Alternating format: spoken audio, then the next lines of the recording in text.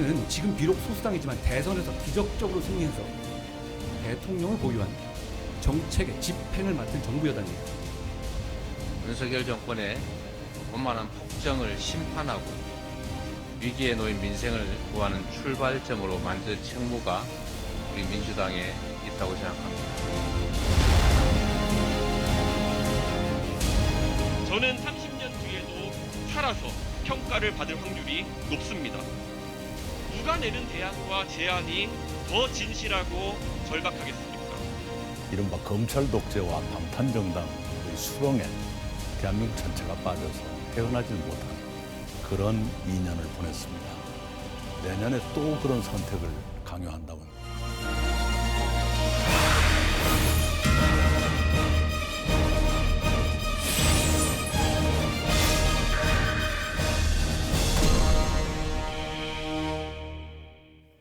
급변하는 정치 지형 속에 다가오는 총선. 호남의 정치 구도도 달라지고 있습니다. 보수 정당에겐 불모지나 다름없는 호남. 이번 총선에서 변화를 맞이하게 될까요? KBS 광주 신년기획 배터뷰 그 두 번째 시간으로 보수 정당 후보로는 처음으로 호남에서 국회의원 재선을 이뤄낸 분입니다. 이정현 지방시대위원회 부위원장 만나봅니다.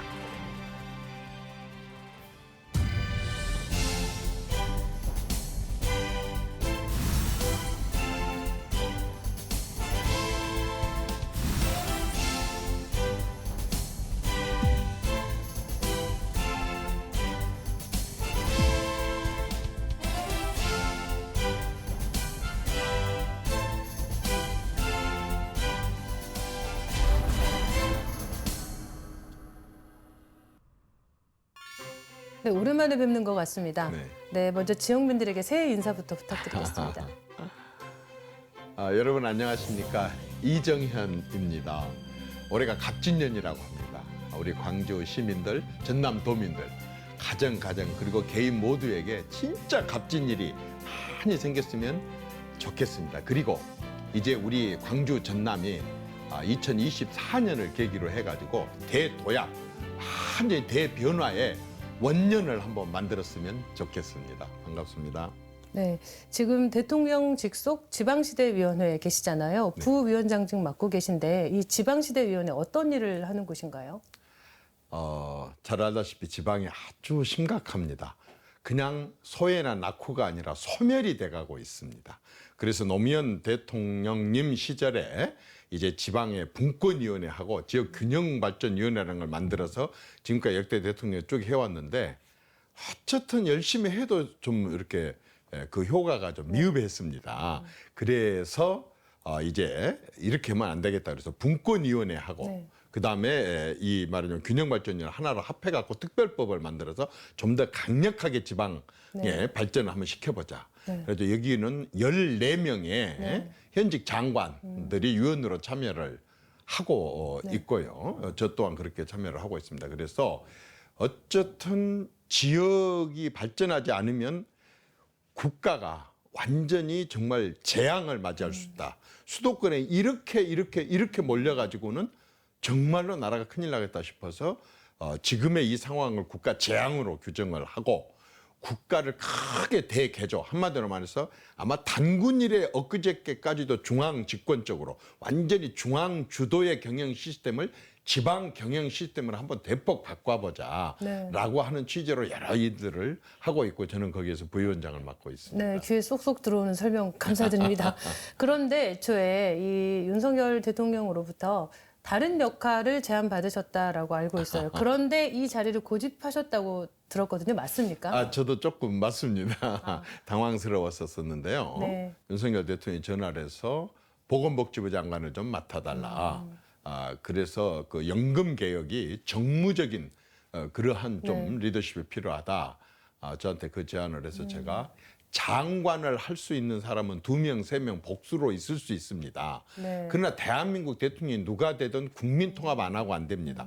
국민 통합을 해야 하는데 호남 문제 해결하면 없이 되겠습니까? 네. 그런데 정권이 교체되었고 보수 정권이 들어섰는데 우리는 32년 동안 군의원 한 명 제대로 없었고 국회의원, 도의원 한 명 제대로 없는데 누가 심부름을 하겠습니까? 누가 통로 역할을 하겠습니까? 그 일은 대단히 죄송합니다. 제가 아마 저밖에 할 사람이 없을 것 같으니 가장 중요한 국민 통합 문제의 호남 말하자면 통로 역할을 할 수 있도록 제가 이 일을 좀 할 수 있게 맡겨주십시오. 그래서 맡았습니다. 그 결심대로 그럼 지금 광주 전남 또 지역과 이 정부를 잇는 다리 역할 뭐 얼마나 이렇게 스스로 평가하시기에 잘하고 계세요? 한계가 많죠. 저는 국회의원 배지도 없고 또 뭐 특별한 그것도 없고 그래서 참 부족합니다. 근데 제가 몇 가지 사례를 한번 들어보겠습니다. 지역에 어떤 현안이 있게 되면 네. 이걸 그 단계를 잘 밟아갖고는 시간이 많이 걸리잖아요. 네, 네. 그래서 이제 아주 윗선들을 만나서 네. 그 제대로 전달을 했을 때 속도가 빨라질 수 있잖아요. 네, 네. 예를 들어서 이것입니다. 제가 윤 대통령 막 당선되자마자 윤 대통령한테 부탁을 했습니다. 대통령이 광주에 가장 큰 선물을 하나 해주십시오. 광주 시민들이 가장 좋아할 선물 하나 해주십시오. 그러니까 깜짝 놀라면서 뭐예요? 그래요? 제가 이렇게 얘기했습니다. 광주에 있는 유치원부터 대학교까지 무등산이 들어가지 않은 교가가 하나도 없을 겁니다. 네. 무등산은 광주 시민들한테 단지 뒷산이 아니라 그냥 혼연일체고 영원입니다. 그런데 광주 사람들은 그 무등산 꼭대기를 못 올라가 보고 죽습니다. 네. 알프스 갔다 온 사람도 있고 히말라야 갔다 온 광주 사람도 있습니다. 네, 네. 수백만 명이 북한 땅, 중국 땅에 있는 백두산을 올라갔다 오는데 네, 뒷산 무등산을 못 올라갑니다. 왜 그러냐? 군부대가 있기 때문에 그렇습니다. 군부대가 대단히 무슨 큰 군부대가 있는 것도 아니고 여단이나 사단이 있는 것도 아닙니다. 방공포하고 뭐 몇 가지 있는데 네. 광주 공항 지키려고 있답니다. 북한기가 광주 공항까지 내려왔는데 무등산에서 포싸갖고 쫓아낼 수 있겠습니까? 이제 이걸 광주 무등산 한번 이걸 좀 풀어주십시오. 노태우는 저기 그 당시에 이제 그 말하자면 국민 선출로 네. 당선된 대통령이잖아요. 그래가지고 서석대를 풀었는데 광주 시민들이 너무 좋아했습니다. 이제 정상을 풀 때가 됐습니다. 김대중도 노무현도 문재인도 못 풀었던 겁니다. 윤 대통령 이것 좀 풀어주십시오. 그랬더니 깜짝 놀래고 그다음에 좀 기다려보라고 하더니 전화가 왔어요. 네. 이게 좀 시간이 필요하다. 네. 근데 너무 조급해버리면 안 되니까 네, 네. 좀 보안을 지켜달라. 알겠습니다. 그렇게 해서 이어진 게 지금 무등산 개방입니다. 이를테면 이런 식으로 흑산도 공항, 사실은 울릉도하고 흑산도 공항이 서로 해달라고 했는데 네. 울릉도는 3년 전에 착공까지 됐는데 지난 문재인 대통령이 또 흑산도 공항 허가도 안 해줬어요. 이 정권 들어와서 해요. 네. 저기 광양제철에 2차 전지 공장이 율촌에서 엄청나게 크게 있었는데 한 10만 평 땅이 필요한데 없어요. 네. 근데 광양제철 안에는 땅이 네, 있어요. 거기에 이걸 좀 옮기고 싶어 하는데 규제 때문에 안 돼요. 네, 그 네. 규제가 뭐냐면 업종이 다르니까 안 네, 된다는 거예요. 대통령을 직접 2월 3일 날 업무보고 때 만나가지고 이 상황을 얘기를 했습니다. 대기업이 지방에 와야 되는데 네. 지방에 올 리가 있습니까? 창업을 하면 하겠습니까? 있는 대기업이 넓히겠다는데 사람이 만들어놓은 규정 때문에 못 넓히고 이걸 인도네시아로 옮긴다고 합니다. 그래가지고 어떻게 지방 소멸을 해결할 수 있겠습니까? 라고 대통령한테 막 제가 퍼붓었는데 어쨌든 아주 단번에 풀었습니다. 이걸 단번에. 그래서 4조 4천억을 포스코가 그 자리에다 투자하겠다고 국무총리가 저 앞에서 완전히 기자들 다 있는 데서 약속을 했습니다. 이런 것처럼 작지만 그런 역할들을 좀 하고 있습니다. 작은 역할은 아닌 것 같고 정상이 개방된 것, 그 밖에도 뭐 흑산도 공항, 이게 부위원장님의 역할이 컸다는 걸 또 이번에 지역민들이 알게 되는 또 그런 계기가 되지 않을까 싶어요. 이 본격적으로 전국 현안에 대해서 좀 여쭙겠습니다. 이 여당 대표를 지내셨던 분으로서 하실 말씀이 좀 있으실 것 같아요. 지금의 정치는 진영 정치를 넘어서서 극단의 상황으로 치닫고 있잖아요. 이 보시기에 어떠세요? 걱정스럽지 않으신가요? 솔직히 걱정스러운 걸 떠나서 정치하는 사람으로서 부끄럽습니다. 정치가 다른 모든 경제를 포함해서 국민들의 생활 수준이나 다 나아져 가는데 네. 유일하게 정치만 뒤로 백을 해도 너무 백을 합니다, 지금. 이건 정치라고 할 수가 없어요. 정치가 실종됐다, 정치가 없다라고 얘기를 해야 될 정도로 극단적인 대기를 합니다. 네. 사실 극우는 뭐고 개딸은 뭡니까? 어떻게 이런 조직들까지 생겨가면서 서로가 서로를 인정하지 않고 이렇게 가고 이걸 또 정치인들은 부추기고. 근데 이건요. 이쪽 저쪽에 누구는 낫고 누구는 덜하고 이렇게 따질 일도 아닙니다. 정치권 전체가 그렇습니다. 사실 참 너무 관용과 포용이 없어요. 사실 뭐 제가 이게 호남에 와서 방송 인터뷰를 하니까 하는 소리는 아니고 실제로 저는 김대중 대통령의 포용 정치에 대해서 네, 놀랐어요. 제가 이 홍구 말하자면 노태우나 김영삼 정권 때 그렇게 잘 나갔던 이 홍구 씨로부터 내가 김대중 대통령한테 들었던 얘기들을 들으면서 정치를 저렇게 하는구나라고 하는 생각이 들었었습니다. 예를 들어서 그분은 진짜 어려움을 많이 겪었잖아요. 그럼에도 불구하고 비서실장을 민정당 정권에 잘 나가던 사람을 대통령 가장 비밀을 다 지켜보고 알 수 있는 자리에다가 비서실장으로 앉히고 더 비밀을 다 알 수 있는 국정원장에 민정당 출신의 사무총장을 지내는 그 사람을 갖다 앉히고 이럴 정도의 그 어떤 결단과 포용 그리고 말하자면 상대방을 신뢰를 해갖고 끌어안을 수 있는 이런 것을 보인 선배님들 정치인들이 있었는데 왜 그 밑에서 배웠다는 정치인들이 이렇게 잔챙이 정치, 이렇게 진짜 썩가래감도 못 되는 이런 정치를 이렇게 해야 되는지 제 자신부터가 너무 부끄럽고 정말 큰 변화가 필요합니다. 그 포용과 화합의 시대가 필요한 시대다라는 생각이 드는데 그런 관점에서 봤을 때 지금 윤석열 대통령 있잖아요. 윤 대통령의 그 집권 3년 차인데 지금 지지율이 30% 박스권이에요. 그 방금 말씀하신 그런 관점에서 봤을 때 윤 대통령은 지금 역할을 잘 하고 있다고 보십니까? 리더십 어떻게 보세요? 국민들이 왜 30%대를 지지를 하겠습니까? 그만큼 어쨌든 본인들은 잘한다고 할 수도 있겠지만은 국민들이 기대해야 하는 걸 충족을 못 시킨 거죠. 특히 그 포용 정치, 관용 정치 부분에 있어서는 아쉽습니다. 왜냐하면 저는 그 부분에 관한은 제일 잘 할 분으로 생각을 했습니다. 고향은 충청도고 서울에서 나서 컸고 그리고 영남과 말하자면 호남에 대해서 특별하게 뭐 미워할 것도 없고 좋아할 것도 그쵸. 없는 그런 사람이고 자유롭고 또 그 대통령 선거 때 그 바쁜 와중에 하이도를 2시간 반 배를 타고 갔다 온 걸 보면서 뭔가 완전히 달라지겠다라는 생각을 했습니다. 그러나 그 뒤에 말하자면 정치적인 상대들에 대한 포용과 관용 부분에 있어서 아쉬움이 많고 또 아무래도 정치를 많이 안 하다 보니까 정권 초반에 실수라든가 또 미숙한 부분이나 이런 부분들이 적지 않다고 봅니다. 국민들이 그냥 여론조사를 할 때에 그냥 하겠습니까? 한두 사람한테 물어본 것도 아니고 전국의 사람들한테 물어보는데 그것은 그만한 이유가 있습니다. 그래서 진짜 많이 달라져야 될 겁니다. 네네. 한동훈 비대위도 꾸려졌어요. 지금 이제 총선 모드로 들어갔는데 이제 그 혁신과 쇄신해서 어쨌든 그 낮은 지지율, 보수 정당, 보수 정권에 대한 낮은 지지율을 회복해 보겠다 이런 노력들 하고 있는데 어떻게 보고 계세요? 그런 식으로 접근하니까 항상 문제입니다. 지지율이 낮으니까 지지율을 끌어올리겠다. 그 말은 인기가 없는데 인기를 끌어올리겠다는 얘기 아닙니까? 그럼 인기 영합이거든요. 그러니까 근본적인 정치를 하지 않으니까 항상 말하자면 아주 그 단견적인 그런 정치를 하니까 문제가 있죠. 예를 들자면 아까 윤석열 그리고 한동훈 이 사람들은 기존 정치권의 인맥도 덜하고 또 기존 정치에 있었던 폐해제나 이런 게 몸에 익숙지도 않은 사람들이잖아요. 그럼 다른 말로 표현하자면 굉장히 새로운 정치를 할 수 있는 사람들이고 새로운 일을 벌릴 수 있는 사람들이거든요. 그래서 만약에 한동훈 위원장이 제대로 하려고 한다. 그렇다면 딱 하나입니다. 변해야 됩니다. 변화를 가져와야 된다는 거죠. 제가 다른 얘기를 하나 해볼게요. 지금 국민들이요. 옛날하고 완전히 달라진 게 하나 있습니다. 제가 58년생이거든요. 지금 66세 이상은 나라가 후진국일 때 태어났어요. 우리 태어났을 때부터 나라가 후진국이었고 우리는 그때 진짜 한 끼라도 안 굶는 게 최고였었어요. 자존심이고 뭐고 필요 없었습니다. 배움도 적었고. 그러나 우리 밑에 후배들부터 한 40대까지는 나라가 중진국일 때 태어났어요. 굉장히 빨리빨리 나라가 발전한 세계 유일한 나라일 겁니다. 중진국에서 태어나니까 공부도 좀 꽤나 하고 해외도 다니고 경제 사정도 나아지고 말하자면 취업 자리도 많이 생기면서 자기 자존심을 찾기 시작했습니다.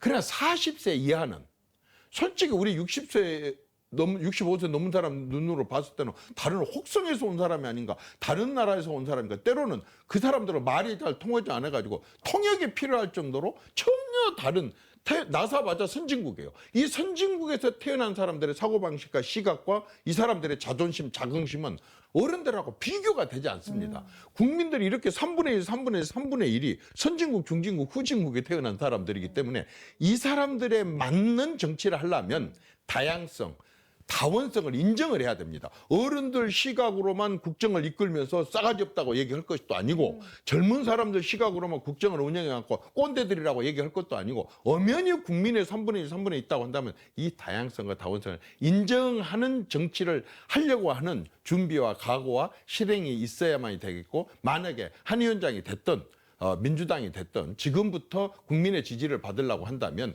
이 사람들의 의견을 들어야 됩니다. 사실 옛날에는 진보 보수 그랬잖아요. 옛날에는 40%가 진보, 40%가 보수, 그리고 20%가 중도였어요. 정치권에 오래 있었던 제 시각으로 봤을 때는 보수 20%, 진보 20%, 60%가 저는 중도라고 봅니다.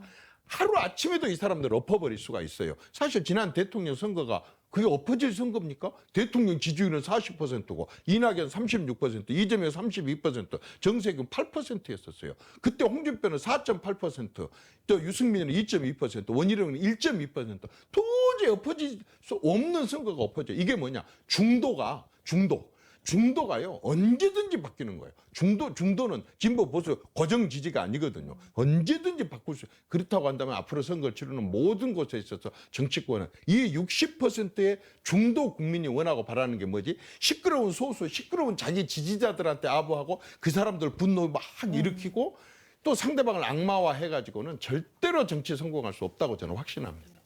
그 국민의힘이 일단 그 기존의 정치와는 여의도 정치에서 벗어난 정치를 해야만이 이제 반드시요. 네네 그 지지를 얻을 수 있다 이런 말씀 해주셨는데, 그런 측면에서 본다면 한동훈 위원장이 이제 불출마를 선언을 하고 어쨌든 또 그 쇄신의 역할, 또 인재를 영입하는 역할에 중점을 두겠다라고 한 점은 그런 측면에서는 그럼 긍정적으로 볼 수 있는 포인트가 아닐까 싶은데 어떠세요? 지금같이 그런 식의 말 잘하는 사람은 저는 수없이 많이 봤습니다. 실행이죠. 결국 실행. 다만 본인이 불출마 선언, 저는요, 그분이 어떤 불출마 선언에 대한 무슨 의미를 부여서 한 게 아니라 그만큼 국민의힘이 지금 위기라는 거예요. 그러지 않습니까? 그 사람도 정치적 야심 있고 야망이 있는데 국회의원이 안 되면 4년 동안을 박해가 있어야 되는데도 불구하고 불출마 선언을 하면서 이 비상대책, 정상적인 대책이 아니라 비상 상황이라고 인정을 한 건 그만큼 지금 국민의힘이 위기라는 거고, 그 위기를 극복하는 방법으로 지금 방금 말씀하신 새로운 인재를 영입을 하겠다. 이건요, 그냥 인재 영입 갖고는 안 됩니다. 판가리를 해야 됩니다. 물갈이 정도는 해갖고는 안 돼요. 이 국그릇 속에 건더기가 상해 있는데 20%, 40%, 60% 따라갖고 물 간다 그래갖고 배탈 안 납니까? 이건 완전히 한 번 정도는 지금 판을 갈아야 될 정도로 국민의힘 안에 굉장히 지금 쌓여 있는 게 많습니다. 그렇다고 한다면 방금 부위원장이 말씀하신 그 다양성, 완전히 새롭게 새 판을 짜야 되는 측면에서 본다고 하면 이준석 신당 창당까지 가지 않게 포용했어야 하는 거 아닌가 하는 생각 드는데. 첫째는 절대 포용했어야 되죠. 아까 말씀드린 대로 40대 이하를 지금 국민의힘의 기존 정치인들, 다선 의원들이나 당직자들이나 이런 분들은 솔직히 가서 20대, 30대들하고 간담회 하면요, 서로 말귀를 못 알아들어요. 통역이 필요하다니까요. 그 통역이 바로 이준석이었었고, 그래서 20대, 30대들은 어른들, 당직자들 입장에서 봤을 때는 다소 싸가지 없어 보이지만 사실은 실제로 그게 20대, 30대들의 성향이에요. 그럼 그런 것들을 포용했었는데 포용을 안 했죠. 포용을 못 했죠. 그리고 지금 이제 나가게 됐죠. 예. 어쨌든 버스가 출발했습니다. 네. 그 출발해서 신당이 지금 뭐 하루 만에 10,000명, 지금 오늘 방금 보니까 또 뭐 30,000명 이렇게 속도를 내고 있는데 어떻게 보고 계세요? 이 후배 정치인의 이 신당 창당. 제가 선배 입장에서 더더구나 이준석은 당 대표로서의 제가 선배이고 어떤 선택을 하든 나가서 그렇게 일을 벌렸으니까 하여튼 모든 게 그 신당이 잘 되기를 바라는 게 아니라 이준석이라고 하는 괜찮은 인물이 잘 되기를 바랍니다. 그런데 제가 신당에 대해서 얘기를 하자면 이준석 신당뿐만 아니라 이낙연 신당도 있잖아요. 그거 말고도 7, 8개가 지금 누구 이름을 붙인 신당을 하고 있습니다. 네. 이름을 붙인 신당. 근데 저는 개인적으로 그런 신당 인정하지 않습니다. 신당이라고 한다 그런다면은 그냥 불만 세력들이 떨어져 나오는 분당이 아니고 네. 아니면 그냥 1명, 2명 당선되거나 그것도 당선되지 못하는 부스러기 정당이 아니고 네. 나와 가지고 한다 그런다면 진짜 가치가 기존에 있는 당하고 어떻게 다르지? 진보당하고 보수당하고 다른 뭔가의 아까 중도를 포용하는 제3지대 또는 제3의 길 토니 블레어가 갔었던 제3의 길이라든가 마크롱이라든가 또는 저기 클린턴이라든가 오바마가 갔었던 뭔가 기존 정치권이 잘못했던 것들은 시정하고 기존 정치권에 잘한 것을 진보권 보수는 다 받아들여야 하는 제3지대를 만들었을 때 소위 신당이라고 하지. 이 당에서 불만 있는 세력, 저 당에서 공천 못 받은 사람, 이 당에서 잘 인정을 안 해준 사람들끼리 떨어져 나와갖고 만드는 그러한 신당은요, 수도 없이 많았습니다. 손학규 신당도 있었고, 이인재 신당도 있었고, 이회창 신당도 있었었고, 더 뭐 똑똑했었던 박찬동 신당도 있었었고, 다 그보다 더 쟁쟁하고 더 대단했었던 선배들도 그렇게 불만 세력들 모아갖고 하는 불만당 아니면 분당 이런 신당을 성공하지 못했어요. 즉 귀양 나가려고 한다면 진짜 어떤 가치 부분에 있어서 완전히 제3지대를 형성한다면 모르지만 그냥 해갖고는 지난번에 보셨지 않습니까? 탄핵 때 뛰쳐나와갖고 바른당을 만들었고 그 당에서 서로 싸우다가 바른미래당으로 가가지고 또 안철수하고 만들었고 또 그 당 깨고 다시 들어왔다가 또 지금 깨고 또 나가잖아요. 한 번 이런 식으로 불만을 갖고 하기 시작한다면요. 금방 5개, 6개 정당이 올라갔다 해버리는 그런 식으로 변합니다. 그건 가치를 지향하는 게 아니라 불만당이고 분당이기 때문에 그건 참 아쉽고 또 지금까지로서는 그런 당들이 크게 성공을 못했다고 저는 봅니다. 현재까지는 그게 크게 달라 보이지 않는다. 그러면 이제 이준석의 성공이 국민의힘의 실패이면서 이 보수 진영의 패배가 돼버리는 뭐 어떤 그런 상황으로 귀결될 가능성도 있다고 보시는 거예요? 너무 비극적이네요. 아니요. 그럴 수도 있고 그러지 않을 수도 있다고 생각합니다. 왜냐하면 그렇게 되면 그야말로 분당 아닙니까? 네. 국민의힘을 쪼개갖고 하는 거니까 완전히 그건 정말 아주 낮은 그런 수준의 분당이 되는 거고 이준석이 만약에 제대로 된 가치를 갖고 이낙연이 제대로 된 가치를 갖고 신당을 창도하면은 이 당에서도 저 당에서도 빠져나온 사람들이 와야 되고 말하자면 중도가 와야 되기 때문에 어느 당의 손해가 아니라 완전히 이쪽 저쪽에 다 바른 판단을 하려고 하는 국민들을 포용하는 당으로 거듭나야 되지만 예를 들어서 이준석이 빠져나왔으니까 국민의힘은 손해고 이준석이는 말하자면은 성공을 했다라고 하는 것 자체가 분당에 성공한 거지 저는 신당에 성공했다고 볼 수 없다고 생각합니다. 이낙연 신당도 마찬가지라고 생각합니다. 민주당에서 빠져나온 민주당을 분당시킨 거지 민주당을 말하자면은 개혁해가지고 완전히 새로운 어떤 정치 세력으로 됐다 이렇게 보기가 어렵기 때문에 그분들의 노력도 굉장히 필요할 거라고 봅니다. 네네.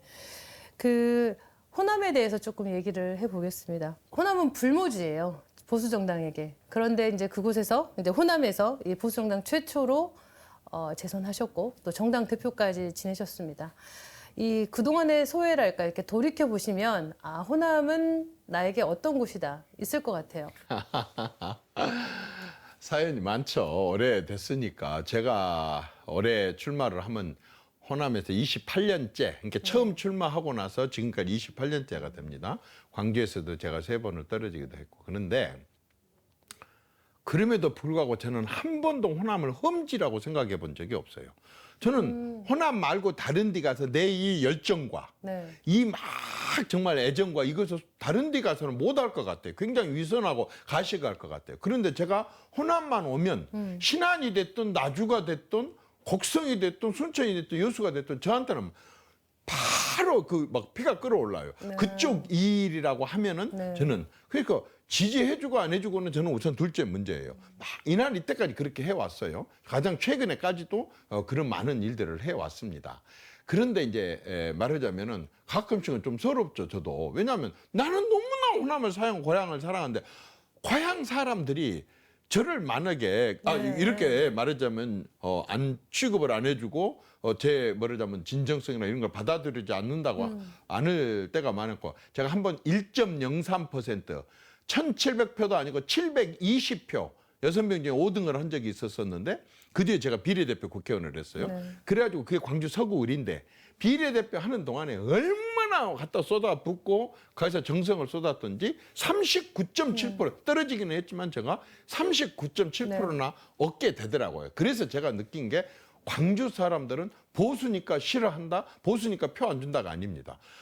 너희들이 제대로 된 후보를 내지 않았기 때문에 그랬고 아까 저처럼 아무것도 내가 못할 때는 1.03%지만 비례대표를 하고 죽어라고 일을 하니까 39.7%라는 인정을 해주더라고요. 네네. 그래서 저는 호남에 대해서 이렇다 저렇다 얘기하는 것보다 저는 국민의힘에 먼저 얘기를 하고 싶습니다.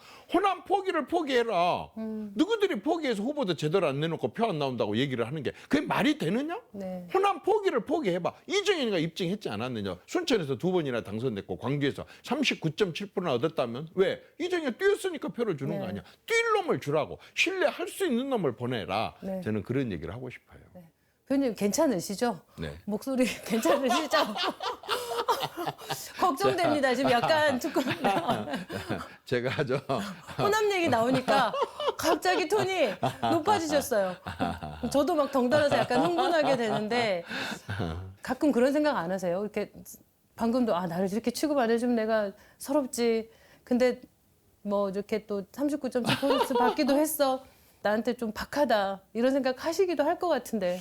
그런데 진짜 참 묘해요. 저도 어떤 사람은 뭐 야 그 정도면 나는 그쪽에다 내가 오줌도 안 누겠다 이렇게 얘기를 하는데 저는 한 번도 그런 생각이 든 적이 너무 좋아요. 저는 좋고 뭐냐면은 뭐랄까 그러니까 제가 초등학교, 중학교, 고등학교를 여기서 나왔고 아버지 어머니가 고향에 살고 계셔서 뭐 저는 아주 자주 시골을 왔고 저는 아주 형제들한테 그냥 언명을 내려놨어요. 장남으로서.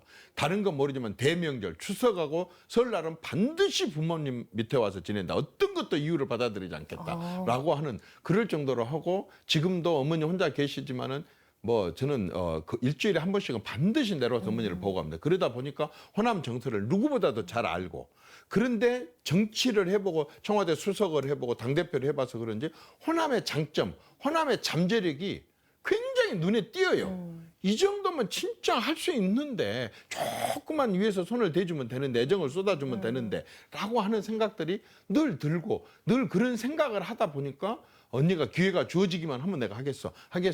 이러다 보니까 그런 뭐 하여튼 너무 좋습니다. 저는 진짜 좋습니다. 가식 하나도 없습니다. 그런 열정을 갖고 계신 입장에서 호남에 대해서 잘 알고 계신 입장에서 보셨을 때 국민의힘에 지금 뭐 서진 정책 얘기하잖아요.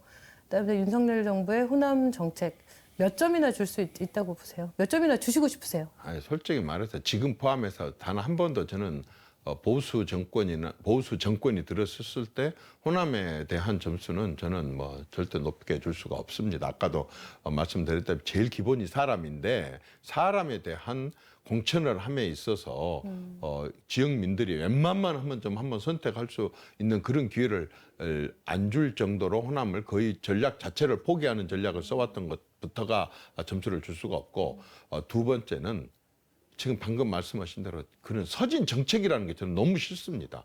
그건 말하자면 그야말로 전략이거든요. 전술이거든요. 네. 왜 호남 사람들한테 다가올 때만 전략 전술로 다가오느냐 이거죠. 마음으로 다가와야죠. 명색이 집권을 했으면 전국 정당이라고 하면 전국 속에는 호남이 들어가는데 네. 호남 사람이 들어가고 호남 땅이 들어가는데 인사에 있어서나 호남 지역의 어떤 사업이나 국가의 사업이나 이런 거를 할 때에 이런 부분에 대해 정말 진정성 있게 다가왔느냐는 겁니다. 진정성 있게 다가오지 않는 것 때문에 호남의 장점이 보이지 않는 거고 이것들이 제대로 발휘가 되지 못하고 있기 때문에 저는 그렇게 높은 점수를 지금도 제가 줄 수가 없습니다. 숫자화해서는 어쨌든 저는 뭐 장학금 탈 그런 점수는 절대 못 주겠습니다. 네, 잘 피해 가시네요. 이렇게 방금 인사 말씀하셨으니까 잠깐 여쭤볼게요. 보시기에 실제로 호남 인사들이 이번 정권에서 좀 배제되고 있다. 내지는 오히려 이쪽에서 고사하고 있는 겁니까? 아니면 정말 호남에 사람이 없다고, 호남에는 인재가 없어서 안 쓰는 건 아니라고 하셨잖아요. 인재들이 많이 있지만 기회가 가지 않는 건가요? 그런데요, 저는 인사 부분에 있어서는 호남에서 그렇게 할 말을 해서는 안 된다고 생각을 합니다. 진짜 제가 좀 작심 발언을 하나 하겠습니다. 호남에 인재가 없는 건 사실입니다. 그런데 한번 보세요. 호남 사람들이 호남 인재를 키웠는가 한번 보십시오. 저는 이낙연 선배가 당은 틀리지만 항상 형님이라고 해온 사람입니다. 그분이 평기다 때부터 지켜봤고 진짜 뛰어난 사람이었었습니다. 도지사 2번에 5선 국회의원에 국무총리에 여당 당대표를 혼자 힘으로 컸으면 인물 아닙니까? 정세균 의장이 육선 국회의원에 여당 민주당 대표를 2번에 산업부 장관에 국회의장에 국무총리에 이 정도면 인물 아닙니까? 그런데 호남 사람들은 그 2사람을 키웠습니까?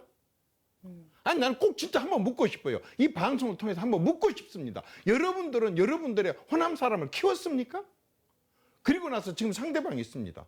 상대방이 이런 정도로 인물입니까? 뭐 좋습니다. 인물일 수도 있습니다. 그렇지만 적어도 다른 사람들이 발로 차더라도 고향에서는 챙겼어야 되는 거 아니겠습니까? 저는요, 그 당시에 윤석열이라는 사람이 나오기 전에 국민의힘의 상황으로 봤을 때요, 정세균 후보 됐으면 저는 정세균 찍으려고 공개적으로 방송에 나가서 얘기했던 사람입니다. 그런데 어떻게 고향 사람들은 다 버립니까? 그러면서 누구 보고 사람을 키우라고 얘기를 합니까? 사람이 뭡니까? 어떤 게 사람인데요? 정세균, 이낙연 정도 되면 사람 아니에요? 인물 아니에요? 고향에서조차도 버림을 받아야 될 사람들입니까? 그러면 그 사람 말고 호남에서 키울 사람이 누군지 한번 얘기 좀 해보십시오.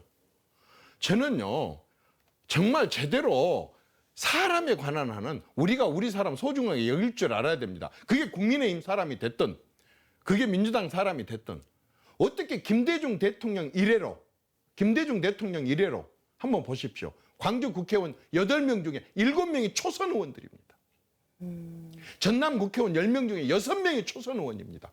광주의 최고 다선 의원이 1.5선 2선 의원이고 전남 최고 다선 의원이 2.5선 3선 의원입니다. 국회에서 초선 의원들이 어떻게 당직을 맡을 수 있겠습니까? 국회에서 어떻게 국회직을 맡을 수가 있겠습니까? 그 회의를 못 들어가는데 호남의 현안들에 대해서 어떻게 가서 강력하게 얘기를 전달하고 할 수가 있겠습니까?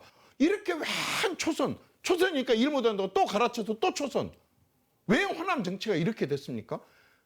국민의힘 좋아요. 호남 인재 잘못 키운다고 합시다. 그리고 비난받읍시다. 지금 호남에서는 제대로 지금 호남 인물 키우고 있습니까? 민주당에서 제대로 호남 인재들 키우고 있습니까? 왜 호남 사람들 대통령 후보가 김대중 이후로부터는 노무현, 문재인, 이재명 이런 식으로 해가지고 왜 호남 사람들은 대통령 후보가 안 돼야 됩니까? 왜 전부 초선 의원들이어야 되고 왜 큰 정치인으로 클 수 있는 기회가 안 주어지게 됩니까? 이게 앞으로 호남 미래를 위해서 정말 바람직한 일이라고 생각하십니까? 저는요, 이 부분에 있어서는 정말 화납니다. 솔직히 말해서. 화를 내시는데 제가 지금 계속 혼나는 것 같아가지고 다음 질문을 드려야 되는데. 그건 아닌데요. 다른 데 한번 봐보십시오. 민주당 3선, 4선, 5선, 6선 얼마나 많습니까? 왜 호남만 꼭 전부 초선이어야 됩니까? 이건 진짜 호남 정치에 호남의 힘을 약화시켜버리는 것이고 진짜 이것은 호남의 미래, 우리 자식들, 조카들, 손주들 미래를 위해서 결코 바람직하지 않습니다. 입각하는 상황은 어때요? 장관들이요. 한번 보십시오. 호남 출신들의 국무총리, 호남 출신들의 장관이 몇 명이었고 얼마나 문재인 정부 때 실세들이 많았습니까? 그래서 광주 공항 하나를 제대로 이전을 했습니까? 아니면 광주에 지금 자동차 공장이 조립공장입니다. 조립공장. 부속품을 경기도 광명에서 가져오거든요. 네. 이런 거 하나를 제대로 해결을 했습니까? 아니면 우주 발사대가 있는 고흥 하나를 제대로 발전을 시켰습니까? 장관이 누가 가고 안 가고 그 수치 따져갖고 뭐 할 겁니까? 그 개인 집안이나 그 동문회에서나 향후에서나 그게 기쁘고 좋을 일이라고 말하자면 지역 발전에 기여를 해야지 장관이고 지역 발전을 위해서 일을 좀 나름대로 역할을 해야 되지 않겠습니까? 지역에 어떤 역할을 했는데요? 저는 기억난 거 없습니다. 장관이 몇 명 가고 안 가고 이런 수치 따지지 맙시다. 10명을 넣는다 그래갖고 그 사람들이 호남을 위해서 일했습니까? 제대로 했냐고요. 이건 솔직히 우리가 한번 표 안 줘도 좋고 뭐 다 떨어뜨려도 좋지만 적어도 다른 사람들이 우리를 볼 때 어떻게 보겠는가 그렇게 표 몰아주고 그렇게 해가지고 뭐가 달라졌는지 묻는다고 한다면 뭐라고 답변할지 그런 부분들에 대해서 한 번 정도는 우리가 생각해 볼 일 아니겠습니까? 이것도 역시 제가 다음에 여쭤볼 내용이었는데 이 경쟁자 없는 민주당 분위기에 대한 그 어떤 평가 그리고 이것에 대한 진단을 여쭤보려고 했는데 그것에 대한 답변으로 제가 가름해도 될까요? 뭐 가름해도 좋은데요. 한 가지만 얘기를 합시다. 여러분 한번 생각해 보십시오. 16년 전, 이제 17년입니다. 17년 전에 무안에 공항이 완공이 됐어요. 그리고 광주에도 공항이었고 무안에도 공항이었어요. 이걸 이전을 못합니다. 경쟁적으로 만약에 경쟁을 했다면 한쪽에서 막 얘기하고 그러면 이게 더 진전이 됐을 거예요. 17년 동안 내비둬 버립니다. 광주에서 공항 이전에 가버리면 서구에서요. 차로 5분 거리에 290만 평의 평평한 땅이 생겨버려요. 무엇으로 활용해도 되는. 그리고 이게 만약에 진즉 이전에 갔다고 한다면 문재인 정권 때나 이럴 때 힘 있을 때에 물류 전용 공항으로 했든지 아니면은 동남아 사람들이 1호로 올 때에 무한으로 공항으로 동남아 전용 공항으로 했든지 아니면 비행기 뭐 수리하고 정비하는 그런 MRO 그런 전용 비행장으로 했든지 얼마든지 활용이 가능했을 겁니다. 전남 도지사하고 광주시당이 당이 틀립니까? 아니면은 광산구청장하고 무안 군수가 당이 틀립니까? 국회의원이 당이 틀립니까? 도의원, 군의원, 구의원이 당이 틀립니까? 16년 동안에 지역을 위해서 그렇게 기여하고 발전할 수 있는 요건이 있음에도 불구하고 당이 한 당인데도 경쟁을 안 하니까 내비둬버린 겁니다. 나도 싫은 소리 듣기 싫어. 나도 싫은 소리 듣기 싫어. 내비둬버리고 나니까 16년 동안을 비행장을 지놓고도 이 비행장도 못 쓰고 저 비행장도 못 쓰고 이 땅도 활용 못하고 이 공항도 활용을 못하고 누가 손해입니까? 지역민들이 손해입니다. 이게 경쟁이 없는 정치의 가장 큰 폐단인 겁니다. 경쟁이 있게 되면 죽고 살고 싸우고 내가 손해보더라도 싸우고 지역민한테 이득되는 것으로 갔을 텐데 내비둬버리니까 뭐 서로 내비둬버린 겁니다. 주민들도 내비둬버리고 정치인들도 내비둬버리고 행정가들도 내비둬버리고 결국 손해는 지역민들이 보게 되는 거죠.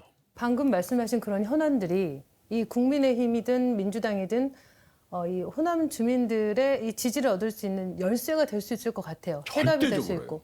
그러면 국민의힘은 과연 그러한 현안들을 해결할 수 있는 어떤 비전을 가지고 있다는 말씀으로 제가 한 들리는데. 가지만 말씀드릴게요. 제가 정치를 지금 이제 올해 39년째 하고 있습니다. 청와대에서 전체 국정도 들여다봤고 당대표를 하면서 또 많은 전체를 들여다봤습니다. 제가 요즘에 내린 결론은 뭔지 아세요? 이제요. 국운이 이렇게 삥삥삥삥 돈다면 그 국운이 이제 광주 전남으로 돌아온 것 같은 느낌이 들어요. 국운이 돌아서 광주 전남으로 온 것 같아요. 제가 그냥 한 소리가 아닙니다. 지금 이 시대 때 가장 중요한 산업 중에 미래 산업 중에 하나가 신재생 에너지에 관련된 산업입니다. 신재생 에너지요. 신재생 에너지는 우선 바람으로 하는 바다 풍력이나 해상 풍력이나 아니면은 태양광이나 아니면 이제 탄소 신재생 에너지까지는 안 가더라도 탄소 제로 내지는 하는 우리 저 영광의 원전. 그다음에 이제 여수 같은 데는 LNG로 또 암모니아로 수소를 전환시켜 갖고 하는 거. 이번에 구리하고 곡성에서 1조 4천억짜리가 됐습니다마는 양수 발전 이런 것들이 다 신재생 에너지 내지는 이제 탄소 중립 에너지거든요. 근데 생각해 보십시오. 경상도 바다나 강원도 바다는 150m, 200m입니다. 너무 깊어갖고 풍력 발전 세울 수가 없어요. 우리 신안은 15m에서 20m입니다. 영광까지 앞에 저 위로 부안까지 완전히 저기 군산까지 한다 그런다면요. 해상 풍력에 이보다 더 최적지가 없습니다.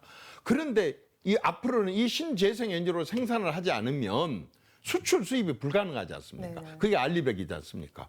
그런데 수출 수입을 하려고 한다면 여기서 생산된 에너지를 가져가야 돼요. 이 전기는 저장을 할 수가 없기 때문에 가져가야 된다고.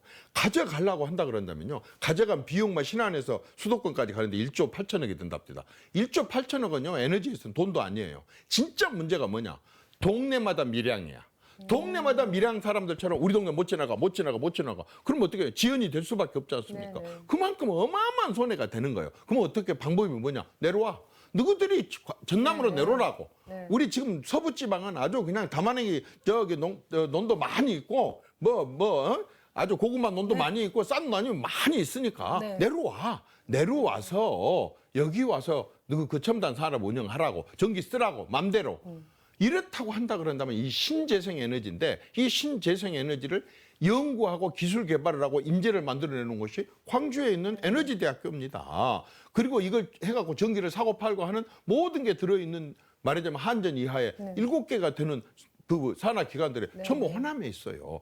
제가 봤을 때는요. 이제는 대기업들이 아주 광주 전남에 땅 좀 구하자고 하는 그런 시절이 나는 반드시 온다고 봅니다. 저희들이 이 신재생 에너지를 한번 키워보고 싶은 게 제 소망이고 만약의 경우에 내가 다시 정치를 할 기회가 있다고 한다면 광주 전남의 이 신재생 에너지를 아주 저는 강력하게 추진을 좀 해보고 싶습니다.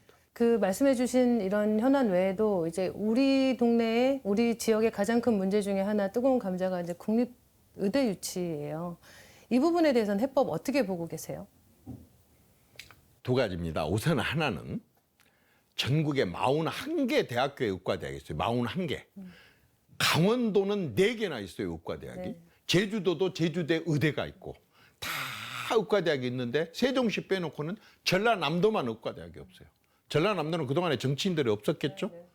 어떻게 대통령이 배출하고 그 많은 의원들이 있었는데 자기 지역에 국민들의 가장 중요한 생명을 지키는 의과대학 하나도 못 갖다 놨다는 게 부끄러운 줄 알아야 됩니다. 그런데 이것을 지금 와가지고 이제 순천대학교하고 목포대학교 서로 가져오려고 네. 해요. 우선 전남으로 무조건 가져와야 되는데 이 의대를 하나도 없는 전라남도에 최우선으로 가져와야 된다라고 하는 것을 갖고 우리가 같이 하나 마음으로 해야 됩니다. 그런데 전국에서요. 경남은 창원대학교가, 충청도는 공주대학교가, 경상북도는 안동대학교가, 서울은 서울시립대학교가, 인천은 인천대학교가 대학교라고 생긴 데는 다 의과대학을 달라고 해요. 그러니까 정부 입장에서 굉장히 곤란하죠. 다 그쪽도 국회의원들이 있으니까. 그런데 아까 첫 번째로는 전남으로 가져와야 되고 만약 이걸 못 가져온다고 한다면 전국에 하나밖에 없는 대학교를 만들어야 됩니다. 그게 뭐냐? 육해공군 사관학교나 경찰대학교처럼 공공의료 분야에서 일할 수 있는 의사와 간호사들을 국비로 양성을 하는 거예요. 국비로.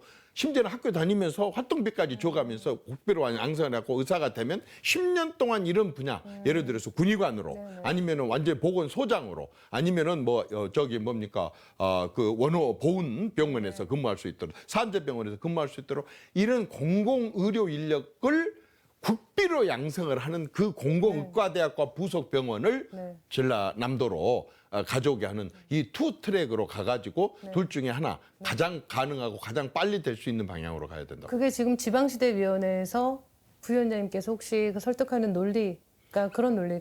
사실은 이게 제가 지금이 아니고 순천 국회의원 할 때 법안까지 만들었었어요. 근데 정말 어디서 협조를 전혀 안 해줘가지고 그걸 실현을 못 했는데 지금이라도 저는요 어디 가서든지 이 논리를 펼 거고 만약에 내가 다시 정치를 할 수 있게 된다고 한다면 저는 대통령 앞에서도 지금 이 얘기를 반드시 할 겁니다. 공공의료 인력이 없어요. 아니 졸업을 해갖고 의사 되고 개원을 하거나 취업하면 돈도 많이 버는데 왜 내가 그 어려운 지역에 가서 근무를 해야 그러기 때문에 아까 국비로 양성을 해갖고 10년 동안 근무를 할 수 있게 만드는 거 그게 지금 저는 최상의 방법이라고 봅니다. 의대를 설립하는 것뿐만 아니라 그 이후의 상황까지 고려해서 그렇죠. 안전장치를 마련한 그렇습니다. 어떤 정책을 준비해야 된다. 그 말씀이시고요. 그 5.18 정신 헌법 수록에 대해서 좀 얘기를 해볼게요. 이게 사실 국민의힘에서 진정성 보여주겠다라고 하면서 이제 그 국힘에서 이게 굉장히 좀 힘있게 추진했던 정책인데 지금 사실 이게 사라졌어요. 5.18 정신 헌법 수록이 이번 윤석열 대통령 임기 내에 이루어질 거라고 보십니까? 저는 우선은 수록돼야 된다고 하는 것에 저는 찬성을 합니다. 사람들이 광주에서 일어났고 광주에서 5.18을 하니까 일반 국민들이 아직까지도 5.18을 광주 5.18로 보고 있는데요. 진짜 어마어마한 헌신이고 말하자면은 아픔이고 그러면서도 우리 역사에 도대체가 뭘로 평가를 할 수 없을 만큼 어마어마한 기여를 한 겁니다. 왜냐하면 이제 말하자면 광주 5.18 이후로 어떤 민주화라든가 뭐라 이런 부분들에 있어서 그냥 정말 세계 어느 나라도 수준에 도달하지 못할 만큼 이게 올라서는데 그때 그 광주 시민들이 흘렸던 피가 있었고 그 다음에 광주 시민들이 그때 그렇게 탱크 앞에서 공수부대도 무서운데 총 칼만 들고 있어도 무서운데 탱크 앞에서까지 쓸 수 있을 정도의 저항 정신을 발휘하고 그 정신을 살렸기 때문에 이게 가능했던 일이 대한민국 민주화가 가능했던 일이란 말이에요. 근데 그걸 갖다가 다른 이런저런 사건을 갖다가 헌법 전문에 넣으면서 이거 안 넣는다는 게 저는 말이 안 된다고 생각을 합니다. 우선은 넣어야 된다고 봅니다. 그런데 두 번째는 뭐냐? 이게 헌법 개정을 해야 된다고. 헌법 개정. 근데 이거 하나 갖고 헌법 개정 가능하겠어요? 제가 국회에서 경험으로 봐서는 쉽지가 않습니다. 지금 헌법을 개정해야 된다고는 너무 많은 요구들이 있기 때문에 어쨌든 헌법 개정이 이루어져야 될 일이지 이건 법을 고쳐갖고 될 일은 아니기 때문에 저는 이건 헌법 개정의 문제이기 때문에 그 헌법을 개정하는 쪽으로 가는 것이 우선이라고 생각합니다. 그리고 저는 이 기회에 5.18에도 한 말씀 드리자면요. 이제는 광주에서 저는 5.18을 좀 놔줬으면 좋겠습니다.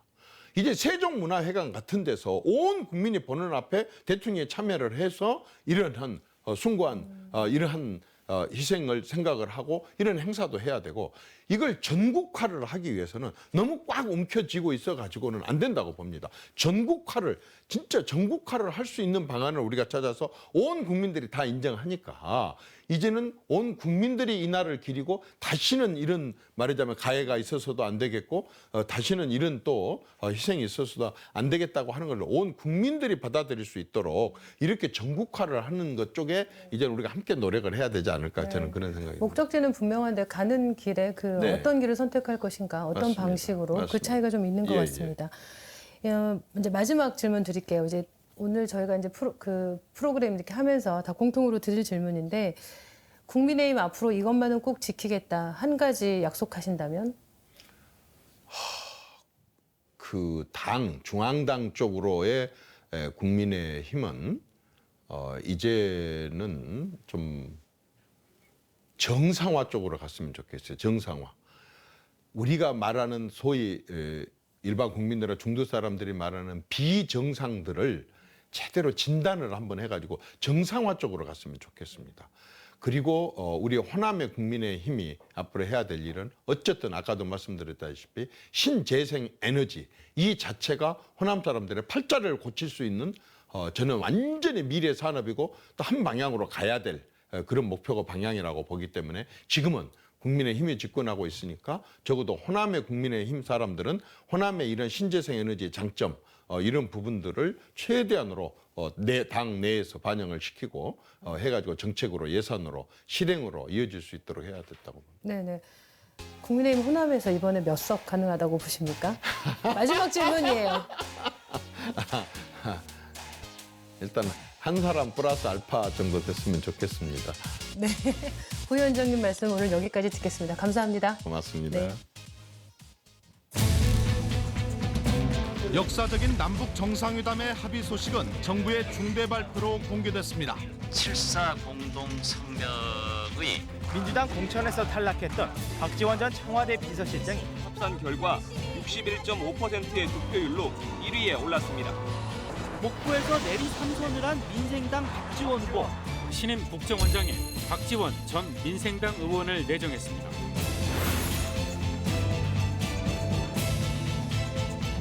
더 단결하고 더 강한 민주당으로 윤석열 정권의 폭정에 저항하고 싸워야 된다.